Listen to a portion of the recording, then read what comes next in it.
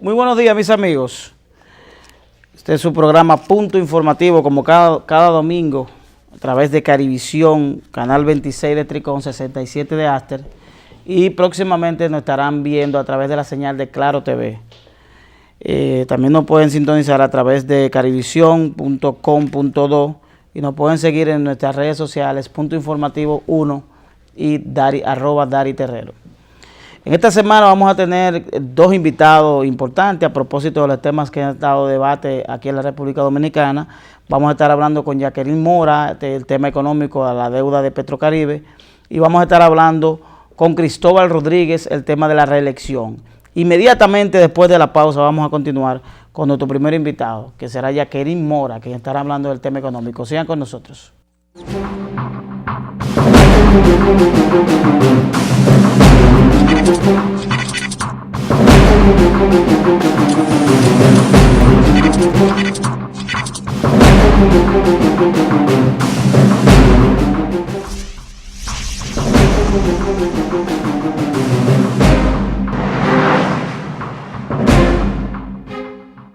Almacenes Lisbel.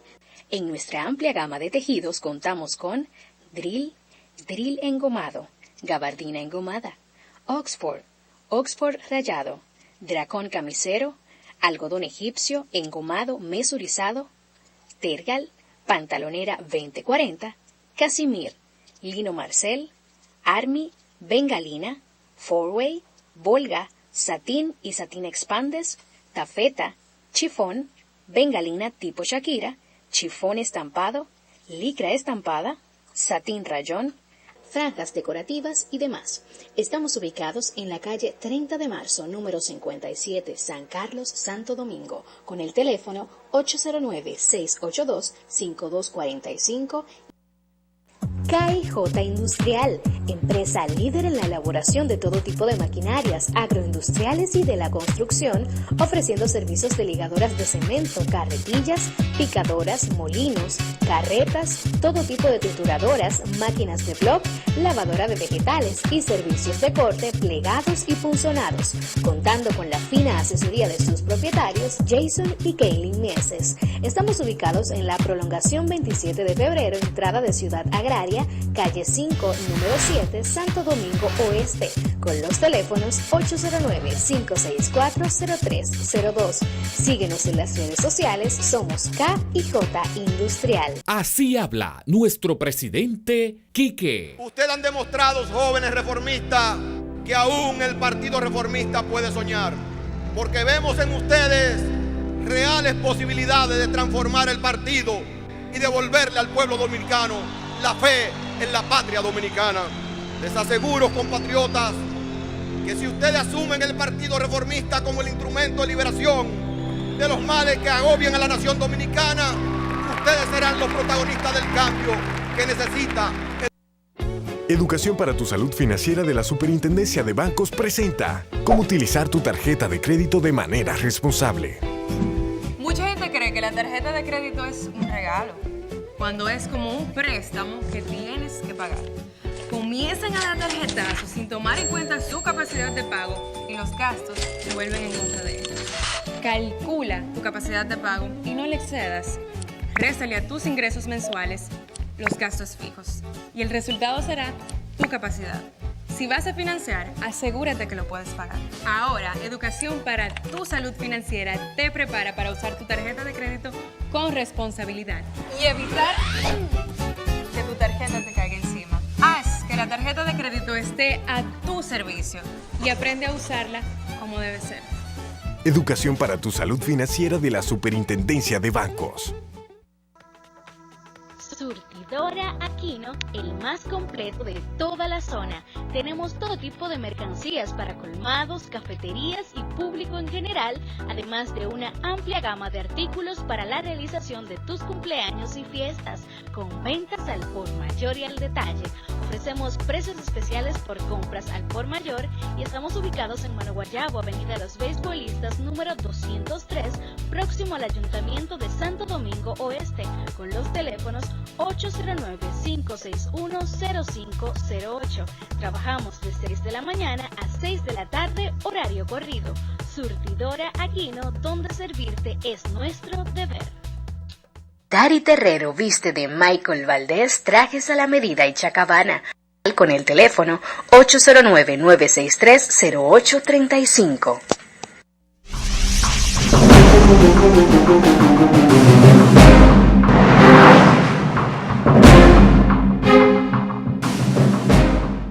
Seguimos aquí, mis amigos. Como le conversaba al inicio de nuestro programa, en este momento vamos a conversar con Jacqueline Mora, economista y directora ejecutiva de Analítica Empresarial. Con ella vamos a estar conversando. Bienvenida Jacqueline. Gracias, un placer por la invitación. Con Jacqueline vamos a estar conversando de los principales temas económicos que se han envuelto en la República Dominicana, el tema de la deuda de Petrocaribe, el tema de los combustibles y todo lo que tiene que ver con economía general y economía, ¿cómo se llama la economía de la casa? Economía personal. Economía personal. Jacqueline, mira, dicen siempre que los programas se hacen siempre detrás de camerinos, se hacen programas más grandes que lo que se hacen ya en el aire, porque se dispone de mayor tiempo y hay mayor soltura, ¿verdad? Estuvimos conversando fuera sobre el tema de la deuda de Petrocaribe. Sí. Sabe que el desconocimiento de la población, donde yo me incluyo, no maneja los temas económicos. Hay algunos que dicen que fue una buena negociación, otros dicen que fue una mala negociación, y como te comentaba, que lo que nos enseñan a los que no somos economistas es que no se debe asumir deudas para pagar deudas. Llévanos a nosotros que somos ignorantes en el tema económico, ¿cuál es la realidad desde el punto de vista económico de la negociación que hiciera el Estado Dominicano? Mira, hay, como bien tú dices, muchas veces dicen, mira, no utilices deuda para pagar deuda. Generalmente lo que se te dice es no utilices deuda para pagar intereses de tu deuda. ¿Okay? Pero para pagar la amortización de tu deuda, es muy probable que si tú puedes cambiar una deuda por otra y quedar en mejores términos, pues ciertamente es muy favorable. Y es un poco lo que ha hecho la República Dominicana. Pero yo creo que eso lo tenemos que ver en un contexto más amplio. Y vamos a ser muy específicos. Nosotros como países dependemos mucho del petróleo, ¿verdad? Y de los derivados del petróleo. Los carros utilizan combustible del petróleo para circular y nosotros tenemos un gran porcentaje de nuestra energía que se produce con insumos, con derivados del petróleo. Más del 42% de la energía que nosotros producimos de cada vez que prendemos un bombillo, más del 42% viene de combustible derivado del petróleo. ¿Esto qué quiere decir? Que los incrementos en el precio del petróleo tienen un gran impacto sobre el dominicano común y sobre las empresas donde trabajan los dominicanos, sobre las industrias de la República Dominicana. De hecho, cuando nosotros nos comparamos con otros países, la mayor parte de los países con los que nosotros competimos, dígase con Centroamérica, el combustible, el petróleo no pesa tanto. Y entonces cuando aquí llega un jugo que viene de Centroamérica, el componente de combustible que tiene más bajo. En la medida que el petróleo sube, nosotros nos hacemos menos competitivos con respecto a esos países. ¿Qué sucedió a partir del 2005? En el año 2005, nosotros firmamos el acuerdo de Petrocaribe con Venezuela. ¿De qué se trataba este acuerdo? Con este incremento de precio del petróleo, como todos sabemos aquí las EDES, las empresas distribuidoras de electricidad, pues son propiedad del Estado. Y las EDES pues compran combustible a las generadoras. Y estas generadoras y los precios de estos combustibles están ligados al precio del petróleo. Cuando los combustibles y el petróleo comenzó a incrementarse, lo que debería hacer el Estado Dominicano era traspasar estos precios mayores a la población. Pero eso era un golpe muy duro, traspasar estos fuertes incrementos. Imagínate pasar de precio del petróleo de 30 a 40 dólares el barril a precio del petróleo de 100 y tantos dólares el barril. O sea, era incrementar la tarifa eléctrica para el dominicano común en un 100, más de un 100%, inclusive podría ser cerca de un 200%. Entonces el Estado dice, mira, yo no puedo hacer este traspaso de este incremento en precio de los combustibles a los hogares dominicanos. Yo lo tengo que asumir como un subsidio, como una deuda de gobierno. En ese momento, en el 2005, Venezuela, que es productor de petróleo, nos da la mano y nos dice, mira, vamos a hacer algo. Como tú estás asumiendo ese incremento de los precios y no lo estás traspasando a los hogares, sino que lo estás asumiendo tú como Estado, eso quiere decir que tú estás generando una deuda, porque ese dinero no lo teníamos. Ya veníamos con déficit, no teníamos dinero para aumentar nuestro gasto público. Y Venezuela le dice, mira lo que vamos a hacer, yo te la vendo y dependiendo del precio donde esté el petróleo, yo lo que hago es que en vez de que tú me pagues inmediatamente, yo te financio esa factura del petróleo, ¿okay? En una deuda y te la pongo a una tasa de interés muy cómoda, era una deuda más o menos a 20, 25 años, a una tasa de un 1%. Imagínate que no se hubiese dado Petrocaribe. Eso quiere decir que nosotros teníamos que ir a buscar ese mismo dinero que nos estaba financiando por Petrocaribe. Otra fuente más cara. A otra fuente de mayor costo internacional. Entonces, ciertamente, eso fue un gran alivio para la República Dominicana en ese momento. En estos momentos, pues lo que está sucediendo es que los precios del petróleo han comenzado a bajar. Y países como la República Dominicana están muy contentos con esa disminución del precio del petróleo y pasamos a ser un país, digamos, con un nivel de riesgo más bajo, ¿verdad? Un país donde el Estado va a tener una carga menor. A Venezuela le pasa todo lo contrario. A Venezuela se ve muy afectado por esta caída de los precios del petróleo. Claro. Venezuela se encuentra en una crisis muy profunda, muy dura, y está tan mal que si Venezuela va a buscar dinero a los mercados internacionales porque tiene que repagar su deuda, necesita financiamiento, tendría que financiarse con tasas de hasta el 30%. Mientras que nosotros, República Dominicana, no podemos financiar a una tasa del 7, 5% en los mercados internacionales. ¿Qué hace República Dominicana en esta coyuntura? Va donde Venezuela y le dice, mira Venezuela, vamos a hacer un trato. Estos 4.000 millones de dólares que yo te debo, yo te los voy a pagar y te voy a pagar tan solo 2.000 ¿Eso fue una iniciativa de la República Dominicana o fue Venezuela que hizo? ¿Quién fue la iniciativa? Mira, este tipo de contratos es la primera vez que se hace en República Dominicana, pero se hace a nivel global. O sea, esto es algo que se hace de manera recurrente entre empresas, cuando una empresa le debe a otra y está en una mala situación económica. O sea, el hecho de esta transacción es una transacción normal que se da en los mercados. Y ciertamente tengo entendido que quien asesora a la República Dominicana es un banco de inversión extranjero que le dice, mira, existe esta oportunidad. Venezuela puede estar dispuesto a, con tal de tener dinero en la mano, puedes tratar de condonarte o de venderte esa deuda a un valor menor. República Dominicana aprovecha la coyuntura, además de que aprovecha la coyuntura, ayuda a Venezuela, porque imagínate que esos 2.000 millones de dólares, esos casi 2.000 millones de dólares, Venezuela lo hubiese tenido que salir a buscar a los mercados externos a una tasa de un 30, a los 2 años, a los 3 años, ya se lo hubiese duplicado. O sea, un 30% anual, y ya se lo hubiese duplicado. Esa condición no se había presentado nunca antes en Real, efectivamente, pues nosotros con los precios del petróleo tan altos, pues nos convenía, y a Venezuela también, seguir este proceso, pero una tasa de interés del 1. Fuimos a los mercados, nos endeudamos con una madurez, o sea, alargamos un poco el tiempo de la deuda. Es cierto que tuvimos una tasa de interés un poquito más alta, pero tenemos que tomar en cuenta que nosotros compramos 4 por 2. O sea, nosotros bajamos en 2.000 millones. De 4.000 a 2.000. Más o menos. Que esencialmente es una buena negociación. Esencialmente fue una negociación fantástica. Esencialmente fue una negociación muy buena de parte del gobierno dominicano, donde se cumplieron varias cosas. Primero, se aprovechó una coyuntura. Segundo, se le dio la mano a Venezuela en un momento en que necesita los fondos y no puede salir a buscarlos. ¿Verdad que sí? Y tercero, claramente, en términos de flujo de divisas que se va a generar, que se va a necesitar anualmente para pagar esa deuda, en neto va a bajar, porque vamos a pagar un poquito más de intereses, pero ciertamente la amortización y se mantiene la negociación con Venezuela. Se mantiene el acuerdo. ¿Y a qué se debe que, por ejemplo, República Dominicana, la negociación decía que República Dominicana debía pagar con algunos rubros? Se hablaba de habichuelas negras, ese tipo de... ¿Y por qué República Dominicana? ¿A qué se debe que República Dominicana nunca pudo amortizar la deuda, nunca pudo aportar? Porque la deuda se mantiene desde el primer momento en que el país había amortizado, había pagado. Claramente, se había pagado parte de la deuda. Lo que pasa es que la deuda era muy flexible.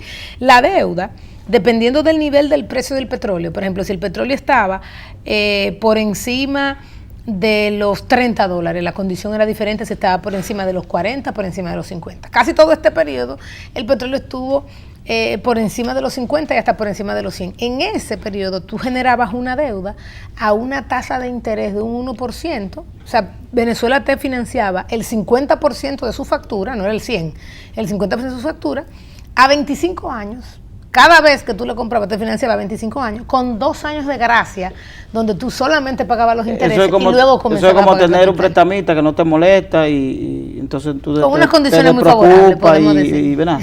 No, pero aquí se cumplía totalmente con esa deuda de Venezuela. O sea, eran condiciones flexibles y buenas. O sea, es tener un prestamista que te preste a una tasa bajita y con condiciones de pago flexibles. Ahora, el país cumplía esas condiciones de pago. Y partiendo, por ejemplo, de esa negociación de Petrocaribe, la compra del petróleo a esas condiciones, ahora la baja del petróleo, ¿cuál es el precio que debería tener el combustible desde el punto de vista de cómo están los precios del petróleo internacionalmente ahora? Mira, ¿son consecuentes con el precio que tienen? Sí, el Ministerio de Industria y Comercio, uno de los precios que son más flexibles en la economía, con sus periodos donde se maneja quizá un poquito, pero de los más flexibles son los precios de la gasolina, del gasoil, los precios del transporte, o sea, del combustible que se utiliza para transporte. Y hoy en día, pues simplemente el Ministerio de Industria y Comercio toma en cuenta para calcular ese precio, el precio internacional, cómo fluctúa el precio internacional de los combustibles, el tipo de cambio, porque eso es en dólares, el tipo de cambio y los diferentes márgenes e impuestos que tiene el combustible. Están los márgenes del comercializador, los márgenes del transportista, los márgenes del comercio al por menor y además están impuestos. El combustible aquí tiene un 16% de impuesto de ITEVI y además tiene un impuesto fijo. Un impuesto, 18, ¿no es que tiene el ITEVI? El ITEVI del combustible es un 16. Ah, ok. El combustible tiene un como un ITEVI del diferencia. Ok, sí. Qué bien. Ahora que tú mencionas transporte, el gobierno subsidia el transporte a través del combustible con alrededor de 2.000 millones de pesos en subsidios. Bueno, el gobierno utiliza en el caso del transporte, el gobierno tiene diferentes formas de subsidiar al consumidor final, ¿verdad? Una de las formas que utiliza, por ejemplo, en el caso de Solidaridad, es que le da un subsidio directo al usuario final. En el caso de la República Dominicana, el subsidio del transporte viene de manera indirecta, viene a través del transportista y le dice, mira, no me subas el precio del transporte, yo te voy a dar a ti unos galones a un precio especial de gasoil y de gas para que tú no le traspases los precios con los que tú echas combustible al consumidor final. Y es así como lo hace el gobierno. Entonces esto quiere decir que no lo hace directamente al usuario final, sino que lo hace a nivel del transportista. ¿Pero y qué tasa de retorno tiene eso? ¿Eso se ve reflejado en el usuario del transporte? Bueno, sí, porque logra que el transportista no incremente el precio final del pasaje más de 25 pesos, más de 30 pesos, y se hace a través de este mecanismo. Este mecanismo ya no es utilizado en la mayor parte de los países. Aquí tenemos que decir que lo que ha hecho la mayor parte de los países, en primero es modernizar los sistemas de transporte. Nosotros tenemos un sistema de transporte nosotros tenemos muchas cosas que queremos ser primermundistas, pero tenemos un sistema de transporte no de tercer mundo, sino de cuarto.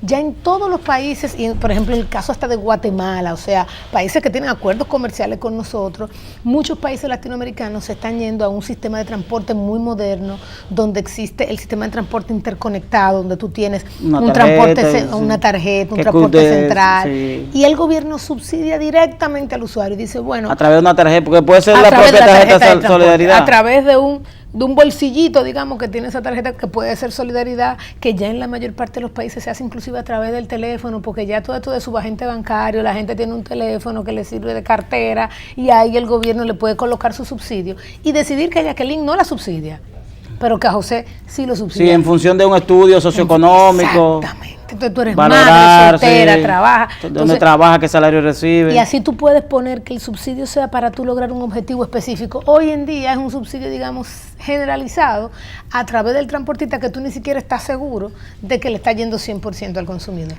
En este momento hay una discusión, ya que tiene un tiempo, el sector patronal, los empresarios, los empleados, sobre el salario, sobre un aumento de salario y algunas condiciones más. ¿En qué punto se encuentra la canasta familiar en este momento? ¿En qué monto está la canasta familiar? Mira, según el Banco Central, la canasta familiar para un hogar más o menos de 4 personas, creo que ronda, no tengo muy bien el número, creo que ronda alrededor de los 25,000, 26,000 pesos. ¿Y el salario mínimo es de cuánto? Y el salario mínimo creo que está en 11, 12,000 pesos más o menos, dependiendo del tipo de salario mínimo. Así que hay un déficit por hogar de... Bueno, si tú ganas salario mínimo, sí, y si eres el único que trabaja dentro del hogar. Esto depende. Si tú vives solo, esa es la canasta familiar para una familia más o menos de 4 personas. ¿Hay un desempleo de cuánto? ¿17% del desempleo? No, hay un desempleo abierto y un desempleo ampliado. El desempleo ampliado es de 14%, que es el que tú estás diciendo, y ese es el que toma en cuenta gente que aunque 14%. Aunque no esté buscando trabajo, no está trabajando, y si le ofrecen trabaja. Pero el desempleo en su forma más estricta, que son aquella gente que está buscando de manera activa el trabajo, está alrededor de 6.5%. Pero claramente, bueno, es el que manejamos ese de 14%. Ahora, que es muy importante tomar en cuenta cuando nosotros hablamos de salario, eso lo tenemos que tener muy en cuenta. El salario es un resultado en muchas cosas, lo que debería ser de oferta y demanda. Si aquí hubiesen muchas empresas instalándose, mucho empleo creándose, ¿tú crees que el salario estuviese bajito? No. Lo que pasa es que el mayor empleador es el Estado Dominicano también. Eso es una limitación también. Digamos que viéndolo solo, obviamente es una empresa enorme. Pero ciertamente yo creo que el salario responde a las condiciones. Nosotros queremos que el salario suba, tenemos que crear condiciones para que vengan empresas, aquí la gente invierta, genere puestos de empleo, y cuando no consigan empleados, porque han generado muchos puestos de empleo, créeme que los salarios van a comenzar a subir. ¿Hay condiciones en la República Dominicana para la implementación de nuevas empresas, de que venga inversión extranjera? ¿Están dadas las condiciones de seguridad jurídica, de condiciones para los empleados, de condiciones en todos los sentidos? Eso es una pregunta excelente. Ciertamente cuando tú nos comparas con otros países de la región, nosotros tenemos fuertes debilidades en temas de institucionales alrededor de eso, y obviamente eso es lo que más se ve a nivel institucional. Pero ahí radica en dónde debe comenzar la discusión en República Dominicana. O sea, la discusión es cuáles son esos temas estructurales que yo tengo que cambiar. Estado de Derecho. Todo eso. ¿Cuáles son esos temas que yo tengo que cambiar para que aquí sigan viniendo empresas? ¿Tú te imaginas que nosotros comencemos a aumentar salario, y aquí no se comiencen a generar empleo? No, lo que va a pajar es que las empresas van a tener que se va a agotar. Yo estoy muy de las acuerdo. pocas fuentes que hay se van a agotar y luego va a haber un estallido. Sí, yo soy de la gente que estoy muy de acuerdo. Yo creo que los salarios en República Dominicana son bajos, pero también los niveles de instrucción y educación son bajos. Si nosotros le queremos asegurar a nuestros hijos que tengan más oportunidades, ciertamente lo que nosotros le tenemos que dar a nuestros hijos es más educación, pero no cualquier educación, una de calidad. Voy a hacer una pregunta, pero para que me la responda luego de la pausa. Claro. Se habla mucho del dólar, de que está experimentando algunas alzas. ¿Está el dólar dentro del marco de lo que se proyecta, porque se hacen proyecciones de hacia qué punto va a ir en determinado momento, o el dólar está subiendo por alguna condición económica que nosotros no conocemos? Esa pregunta me la va a responder después de la pausa. Okay. En breve continuamos conversando con Jacqueline Mora.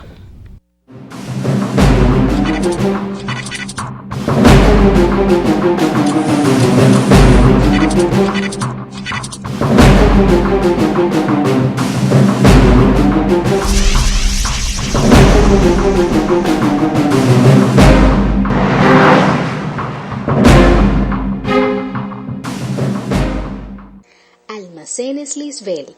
En nuestra amplia gama de tejidos contamos con drill engomado, gabardina engomada, Oxford rayado, dracón camisero, algodón egipcio engomado mesurizado, tergal, pantalonera 2040, casimir, lino marcel, army, bengalina, four-way, volga, satín y satín expandes, tafeta, chifón, bengalina tipo Shakira, chifón estampado, licra estampada, satín rayón, franjas decorativas y demás.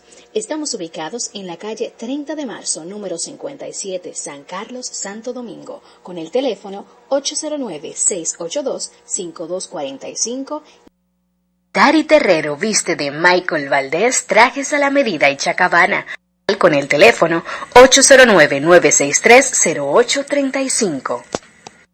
KIJ Industrial, empresa líder en la elaboración de todo tipo de maquinarias agroindustriales y de la construcción, ofreciendo servicios de ligadoras de cemento, carretillas, picadoras, molinos, carretas, todo tipo de trituradoras, máquinas de bloc, lavadora de vegetales y servicios de corte, plegados y punzonados, contando con la fina asesoría de sus propietarios, Jason y Kaylin Mieses. Estamos ubicados en la prolongación 27 de febrero, entrada de Ciudad Agraria, calle 5, número 7, Santo Domingo Oeste, con los teléfonos 809-564-0302. Síguenos en las redes sociales, somos KIJ Industrial. Así habla nuestro presidente Quique. Los retos y desafíos que tiene la nación dominicana es que ustedes, los jóvenes dominicanos, construyan el cambio para crear las condiciones de bienestar de toda nuestra sociedad. Ha llegado la hora del cambio. Ha llegado la hora de sacrificios en pos de la patria. Levanten la bandera dominicana. Compatriotas, la patria no solo se proclama, la patria se vive y se... Educación para tu salud financiera de la Superintendencia de Bancos presenta cómo utilizar tu tarjeta de crédito de manera responsable. Mucha gente cree que la tarjeta de crédito es un regalo, cuando es como un préstamo que tienes que pagar. Comiencen a dar tarjetazos sin tomar en cuenta su capacidad de pago y los gastos se vuelven en contra de ellos. Calcula tu capacidad de pago y no le excedas. Réstale a tus ingresos mensuales los gastos fijos y el resultado será tu capacidad. Si vas a financiar, asegúrate que lo puedes pagar. Ahora, Educación para tu Salud Financiera te prepara para usar tu tarjeta de crédito con responsabilidad y evitar que tu tarjeta te caiga encima. Haz que la tarjeta de crédito esté a tu servicio y aprende a usarla como debe ser. Educación para tu salud financiera de la Superintendencia de Bancos.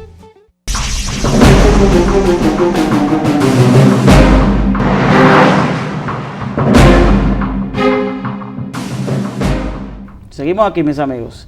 La verdad que conversar con Jacqueline Mora, tema económico, resulta como gratificante, porque es como algo, como que dicen los profesores, es como una educación continua, como que uno aprende, porque es como se digiere lo que tú dices. Gracias.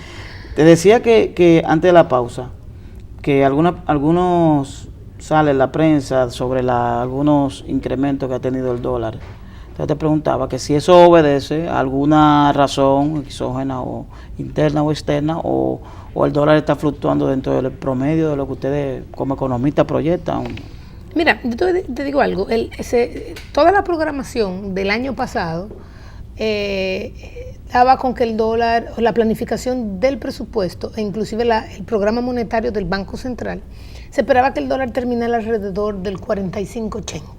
Luego se corrigió y dijo, mira, el dólar debe terminar el año 2014 en 45. Nosotros cerramos por debajo de 45. ¿Okay? Entonces, ciertamente, como tú dices, se vieron fluctuaciones que no son las que regularmente se ven tan fuertes en este periodo del año comparado con años anteriores.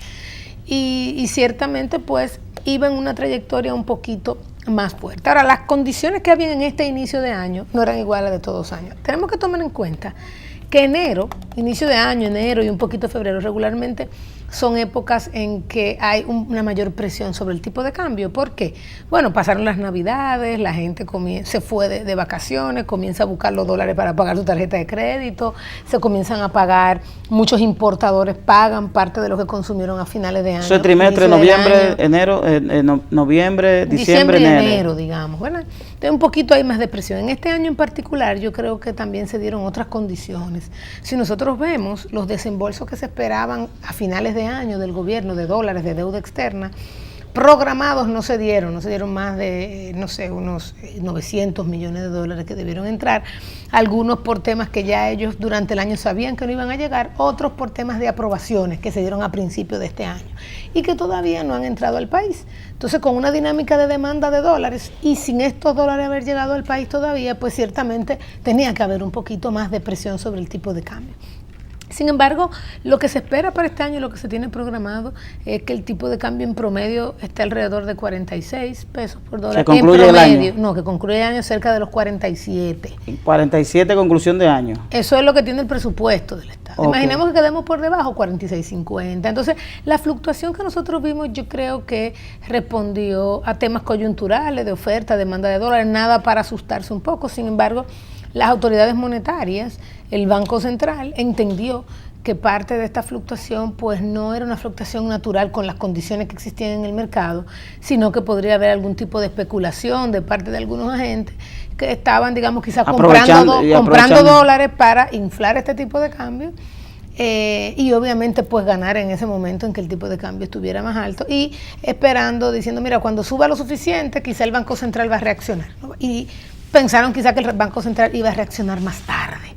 Y simplemente, bueno, pues el Banco Central reaccionó rápidamente y dijo, bueno, pero si lo que yo tengo que sacar son pesos de la economía para no seguir incentivando esto, bueno, pues vamos a hacer una política hacia abajo. Pero yo creo particularmente que es fue un movimiento natural, nada para preocuparse. Aquí tenemos una meta de inflación, tenemos una autoridad monetaria comprometida con con el manejo del tipo de cambio, entonces no creo que era nada para preocuparse. Es decir, que no es nada de qué preocuparse. Para nada. Yo quería mostrarte, Jacqueline, el legislador, un ex legislador, embajador dominicano en Nicaragua, el licenciado Luis José González Sánchez, escribió un artículo donde él establece que un cambio de modelo económico en lo que tiene que ver con como forma de apalear la pobreza, es decir, que utilizar las cooperativas como elemento de desarrollo para sacar a gente de la pobreza, trabajadores informales.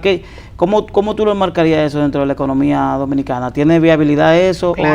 Claro, mira, como bien él dice en ese artículo, de hecho, en algunas zonas del país, inclusive en lugares como la provincia Esperanza, el nivel de cooperativismo ha tenido un impacto muy positivo sobre productores agropecuarios. ¿Por qué? Porque cuando una sola persona quiere ir a capacitarse, le sale muy caro. Pero cuando tú logras poner un grupo de personas de acuerdo para traer un capacitador, para traer un asesor en mejora de productividad, disminuyó el costo de la capacitación. Y obviamente no solamente que disminuye, que entonces las puede costear. Porque entonces, como no la puedo costear yo solo, es muy difícil y nunca lo hago. Y me quedo a un nivel de productividad baja y no me mercadeo bien. Y estoy haciendo un proceso que no es el adecuado y soy muy caro. Las cooperativas además te dan poder de negociación. Cuando tú vas solo a venderle tu yuquita y tu plátano a un comprador grande, tú no tienes poder de negociación. Esta persona tiene miles de personas que le pueden vender. Entonces tú eres un pequeñito más y no tienes. Ahora, cuando tú te agrupas como gremio, como cooperativa, la cooperativa de los productores de un producto específico, y se ponen de acuerdo, y quien negocia es la cooperativa, que tiene el 40, el 50% de lo que venden, obviamente pueden obtener precio de insumo más barato. Porque, o sea, precio de venta al final, al distribuidor más altos. Y además pueden comprar sus insumos, en vez de un poquito, lo compran en lote a menor costo. Y bajan su costo, aumenta su capacidad de negociación, mejora su capacidad de obtener asesoría y de obtener capacitación. Entonces, las cooperativas bien llevadas son un modelo muy importante, sobre todo para poblaciones donde hay más pobreza, para pequeños productores agropecuarios, inclusive para pequeños productores industriales. Aquí los temas para de salones, empresas familiares. Obviamente, es así. Jacqueline, de verdad que para mí fue un verdadero placer que tú hayas aceptado nuestra invitación y fue de mucho aprendizaje para nosotros que somos desconocedores total del tema económico. Gracias por venir a Punto Informativo. Gracias por invitarnos. En breve continuamos. En breve vamos a conversar con Cristóbal Rodríguez. Cristóbal, vamos a estar hablando del tema de la modificación a la Constitución, reelección, todo lo que tiene que ver con este tema de la Constitución. Sigan con nosotros.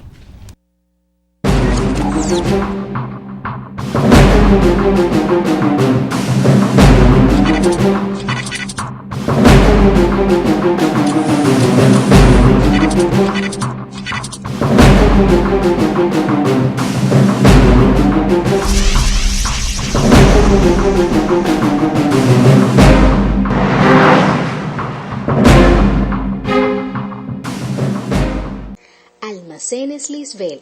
En nuestra amplia gama de tejidos contamos con drill, Drill engomado, gabardina engomada, Oxford, Oxford rayado, dracón camisero, algodón egipcio engomado mesurizado, tergal, pantalonera 2040, casimir, lino marcel, army, bengalina, four-way, volga, satín y satín expandes, tafeta, chifón, bengalina tipo Shakira, chifón estampado, licra estampada, satín rayón, franjas decorativas y demás. Estamos ubicados en la calle 30 de marzo, número 57, San Carlos, Santo Domingo, con el teléfono 809-682-5245. KIJ Industrial, empresa líder en la elaboración de todo tipo de maquinarias agroindustriales y de la construcción, ofreciendo servicios de ligadoras de cemento, carretillas, picadoras, molinos, carretas, todo tipo de trituradoras, máquinas de bloc, lavadora de vegetales y servicios de corte, plegados y punzonados, contando con la fina asesoría de sus propietarios, Jason y Kaylin Mieses. Estamos ubicados en la prolongación 27 de febrero, entrada de Ciudad Agraria, calle 5, número 7, Santo Domingo Oeste, con los teléfonos 809-564-0302. Síguenos en las redes sociales, somos KIJ Industrial. Así habla nuestro presidente Quique. Los retos y desafíos que tiene la nación dominicana es que ustedes, los jóvenes dominicanos, construyan el cambio para crear las condiciones de bienestar de toda nuestra sociedad. Ha llegado la hora del cambio. Ha llegado la hora de sacrificios en pos de la patria. Levanten la bandera dominicana. Compatriotas, la patria no solo se proclama, la patria se vive y se siente. Educación para tu salud financiera de la Superintendencia de Bancos presenta cómo utilizar tu tarjeta de crédito de manera responsable. Mucha gente cree que la tarjeta de crédito es un regalo, cuando es como un préstamo que tienes que pagar. Comiencen a dar tarjetazos sin tomar en cuenta su capacidad de pago y los gastos se vuelven en contra de ellos. Calcula tu capacidad de pago y no le excedas.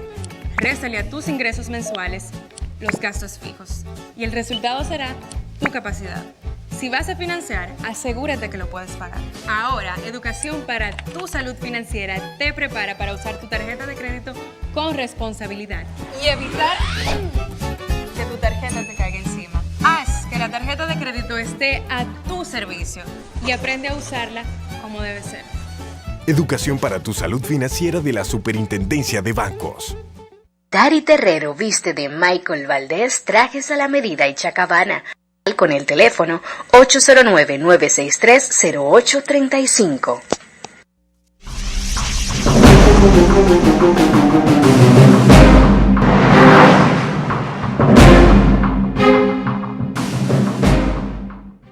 Seguimos aquí, mis amigos. En este momento vamos a conversar con una autoridad en el tema constitucional. Vamos a conversar con Cristóbal Rodríguez. Bienvenido, Cristóbal. Buenos días, un placer estar aquí. Cristóbal es profesor, maestro de Derecho Constitucional en la Universidad UNIBE, ¿verdad? ¿Me corrige? En la Universidad Iberoamericana. Coordinador de maestría también del mismo tema. Exactamente. Con él vamos a conversar de este tema constitucional, la modificación a la Constitución, reelección, todo ese tipo de cosas. Haciendo un breve recuento, por ejemplo, el artículo 124 de la Constitución establece que el Poder Ejecutivo, a través del presidente, se elige por un periodo de 4 años y el cual no se presentará nomás. Hay una prohibición de la reelección consecutiva. Tiene que una persona que haya sido electo presidente de la República, para poder volver a postularse, debe esperar que transcurra un intervalo de 4 años. Okay. Al concluir su periodo, para volver a presentarse. Digamos, hay un sistema diferido de reelección constitucional en el país.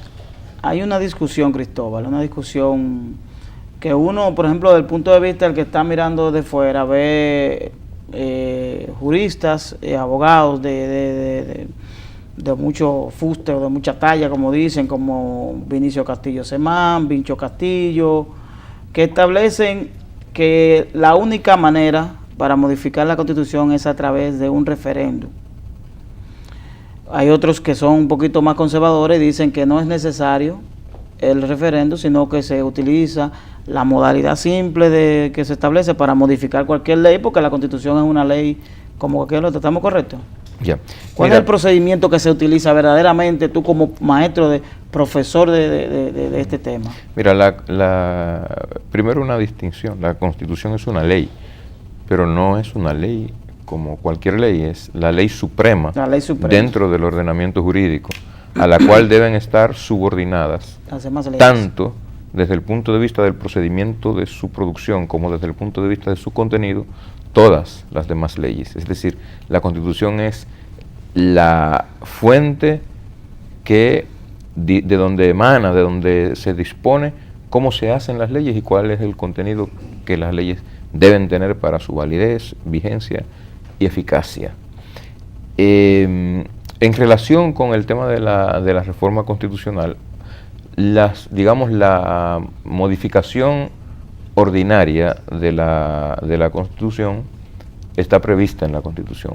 Solo se requiere la aprobación de una ley que debe declarar la necesidad de la reforma constitucional, número uno, indicar los textos de la Constitución que van a ser modificados y el sentido de su reforma, número dos, y debe convocar la Asamblea Nacional, la cual debe entrar en sesión 15 días, dentro de los 15 días, a partir de la promulgación y publicación de esa ley. Son digamos, el requisito para llevar a cabo un proceso de reforma constitucional. Ahora bien, el artículo 272 de la Constitución prevé que cuando la reforma de la Constitución se refiera a el régimen del territorio, el régimen de la moneda y las finanzas públicas, a el sistema de nacionalidad,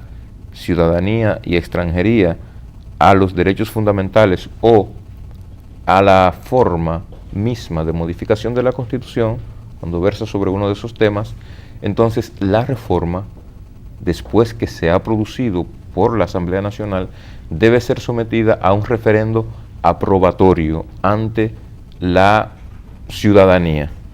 Ese referendo debe ser, en ese referendo debe participar por lo menos una tercera parte de la totalidad de los inscritos en el padrón electoral y debe ser ratificada por al menos la mitad más uno de los votos de los que participan en ese proceso.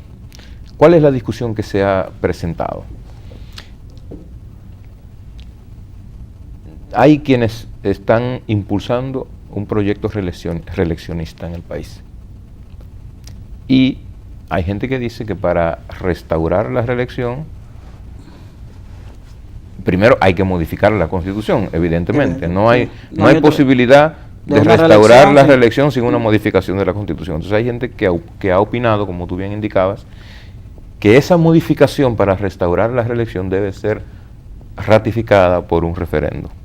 Y pienso que hay un error importante en esta apreciación, porque la reelección no encaja en ninguno de los criterios del artículo 272 para que la reforma, después que sea aprobada, sea sometida a un referendo.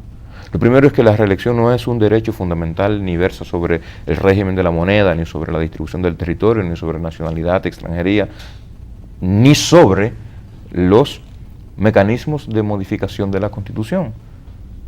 Hay quienes dicen, lo que pasa es que la reelección está relacionada con los derechos de ciudadanía, el derecho de elegir y ser elegido. No, la reelección es un mecanismo de regulación del ejercicio de la presidencia de la República.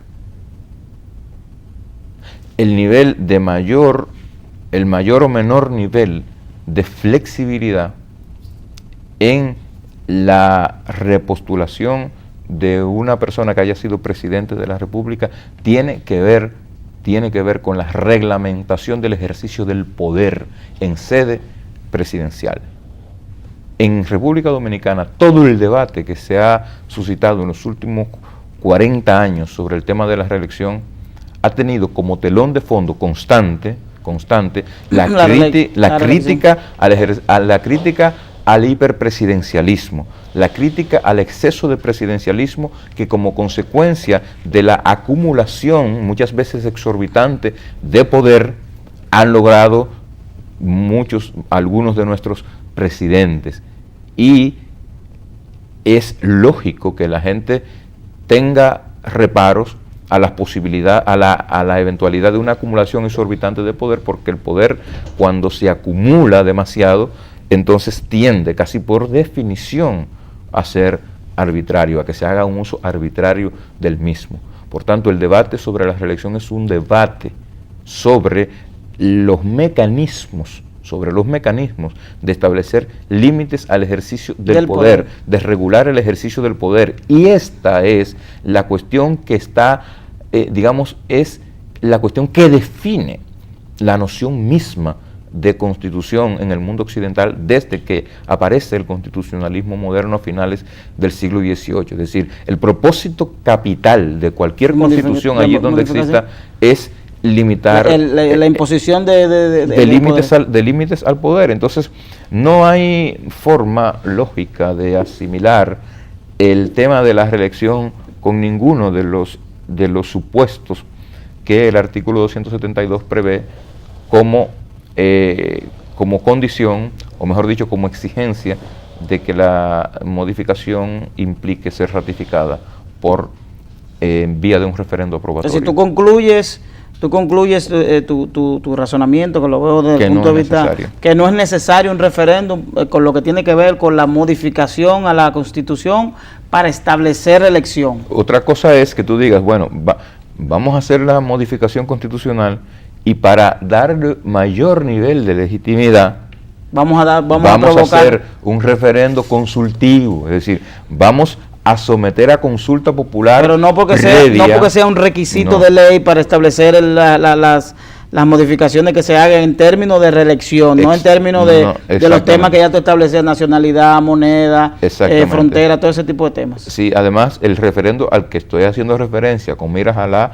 legitimación de la reforma es el referendo consultivo, no el del 272, el referendo consultivo del artículo 210.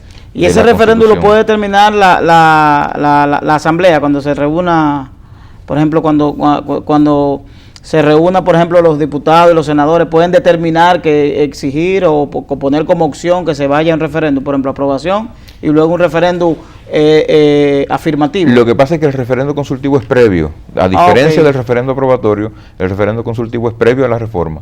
Es decir, y la pregunta única que se hace, ¿usted está de acuerdo con que se modifique la Constitución ¿sí o no? para restaurar la reelección? ¿Sí o no?